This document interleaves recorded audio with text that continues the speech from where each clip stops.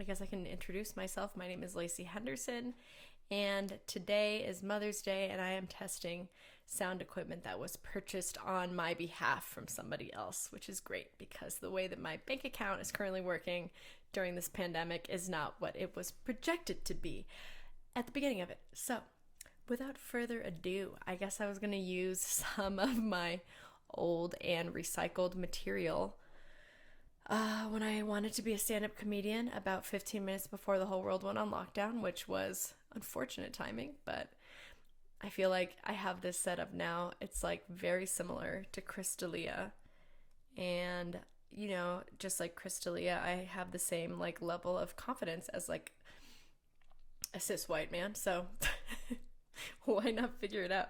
I can't really hear myself. I don't know if that's like an important thing or not.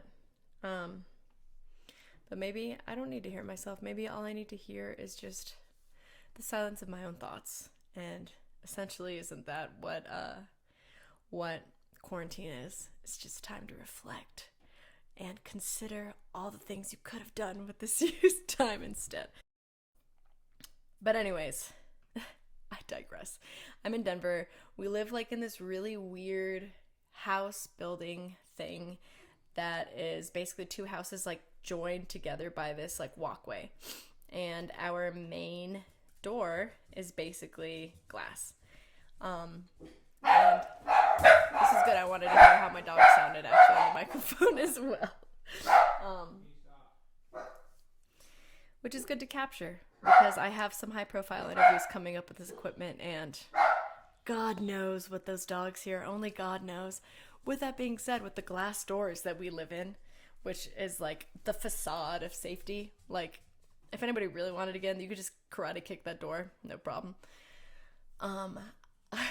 We share this like compound or whatever we live in with three girls attached to us. Two of the girls are nurses. One is a pediatric nurse and the other one's a night nurse for COVID patients.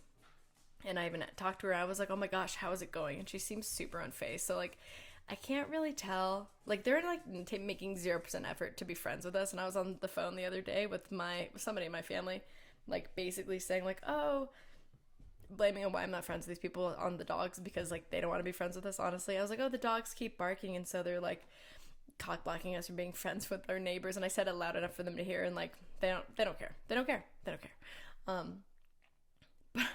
But the one night nurse, like, we even talked to our landlord.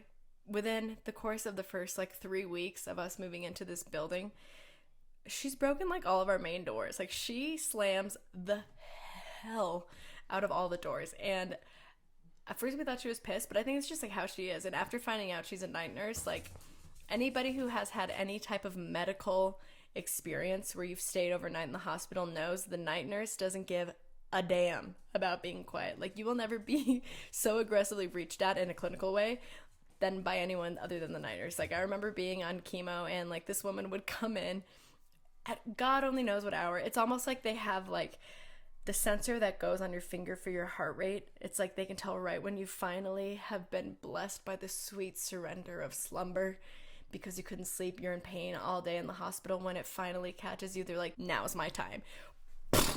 Kick open the door, time to check your blood pressure, just grab your arm, just like get tangled up in all this stuff that you're already attached to. They don't care. Night nurses, they don't care. God bless them, because nurses work hard, especially night nurses. They get no love, they get no high fives, but they also give no dams. All right, I guess I will call it on that and check my sound, see how it went, let you guys know.